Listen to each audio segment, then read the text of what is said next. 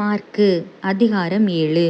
எருசலேமிலிருந்து வந்த பரிசேயரும் வேதபாரகரில் சிலரும் அவரிடத்தில் கூடி வந்தார்கள். அப்பொழுது அவருடைய சீஷரில் சிலர் கழுவாத அசுத்த கைகளாலே போஜனம் பண்ணுகிறதை அவர்கள் கண்டு குற்றம் பிடித்தார்கள். ஏனெனில் பரிசேயர் முதலிய யூதர் அனைவரும் முன்னோர்களின் பாரம்பரியத்தை கைக்கொண்டு அடிக்கடி கை கழுவினாலொழிய சாப்பிட மாட்டார்கள். கடையிலிருந்து வரும்போதும் ஸ்நானம் பண்ணாமல் சாப்பிட மாட்டார்கள். அப்படியே செம்புகளையும் கிண்ணங்களையும் செப்பு குடங்களையும் மனைகளையும் கழுவுகிறதுமல்லாமல் வேறு அநேக ஆசாரங்களையும் கைக்கொண்டு வருவார்கள்.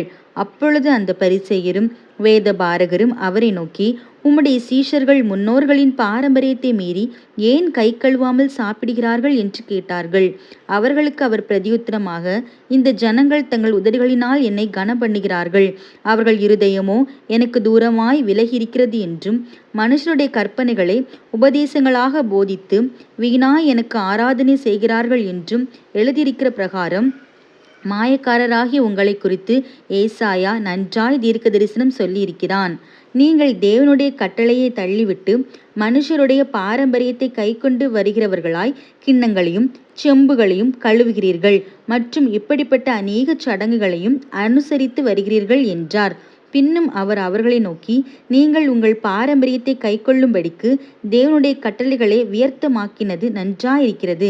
எப்படியெனில் உன் தகப்பனையும் உன் தாயையும் கனம் பண்ணுவாயாக என்றும், தகப்பனையாவது தாயையாவது நிந்திக்கிறவன் கொல்லப்பட வேண்டும் என்றும் மோசே சொல்லியிருக்கிறாரே.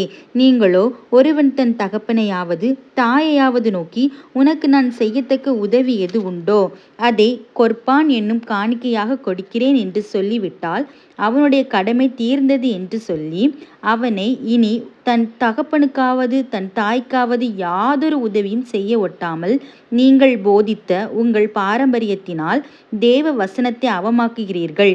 இது போலவே நீங்கள் மற்றும் அநேக காரியங்களையும் செய்கிறீர்கள் என்று சொன்னார். பின்பு அவர் ஜனங்கள் எல்லாரையும் வரவழைத்து அவர்களை நோக்கி, நீங்கள் எல்லாரும் எனக்கு செவி கொடுத்து உணருங்கள்.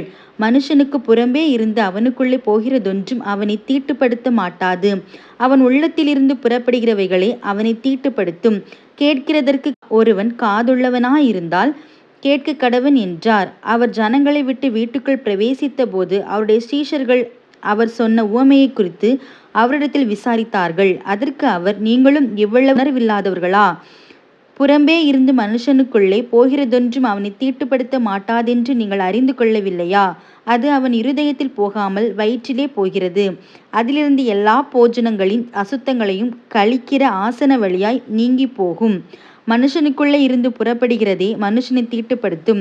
எப்படியெனில் மனுஷனுடைய இருதயத்திற்குள்ளிருந்து பொல்லாத சிந்தனைகளும் விபசாரங்களும் வேசித்தனங்களும் கொலைபாதங்களும் களவுகளும் பொருளாசிகளும் துஷ்டத்தனங்களும் கபடும் காம விகாரமும் வன்கண்ணும் தூஷணமும் பெருமையும் மதிக்கேடும் புறப்பட்டு வரும். பொல்லாங்கானவைகளாகிய இவைகளெல்லாம் உள்ளத்திலிருந்து புறப்பட்டு மனுஷனை தீட்டுப்படுத்தும் என்றார். பின்பு அவர் எழுந்து அவ்விடம் விட்டு புறப்பட்டு தீரு சீதோன் பட்டணங்களின் எல்லைகளில் போய் ஒரு வீட்டுக்குள் பிரவேசித்து ஒருவரும் அதை அறியாதிருக்க விரும்பியும் அவர் மறைவாய் இருக்க கூடாமற் போயிற்று. அசுத்தாவை பிடித்திருந்த ஒரு சிறு பெண்ணின் தாயாகிய ஒரு ஸ்திரீ அவரை குறித்து கேள்விப்பட்டு வந்து அவர் பாதத்தில் விழுந்தாள். அந்த ஸ்திரீ சிரோபேனிக்கேயா தேசத்தாளாகிய கிரேக்க ஸ்திரீயா இருந்தாள். அவள் தன் மகளை பிடித்திருந்த பிசாசை துரத்திவிட வேண்டுமென்று அவரை வேண்டிக் கொண்டாள்.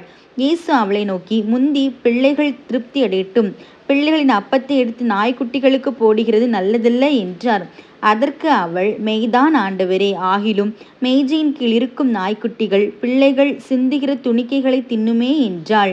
அப்பொழுது அவர், நீ சொன்ன அந்த வார்த்தை நிமித்தம் போகலாம், பிசாசு உன் மகளை விட்டு நீங்கி போயிற்று என்றார். அவள் தன் வீட்டுக்கு வந்தபொழுது பிசாசு போய்விட்டதையும் தன் மகள் கட்டிலில் படுத்திருக்கிறதையும் கண்டாள்.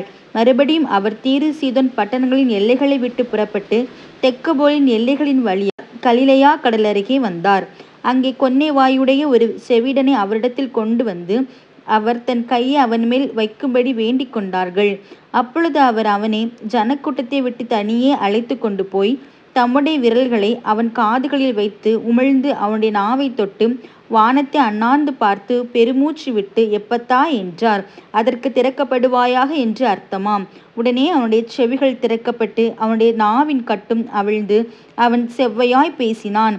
அதை ஒருவருக்கும் சொல்ல வேண்டாம் என்று அவர்களுக்கு கட்டளையிட்டார். ஆகிலும் எவ்வளவு அதிகமாய் அவர்களுக்கு கட்டளையிட்டாரோ அவ்வளவு அதிகமாய் அவர்கள் அதை பிரசித்தம் பண்ணி எல்லாவற்றையும் நன்றாய் செய்தார். செவிடர் கேட்கவும் ஊமையர் பேசவும் பண்ணுகிறார் என்று சொல்லி மேன்மேலும் ஆச்சரியப்பட்டார்கள்.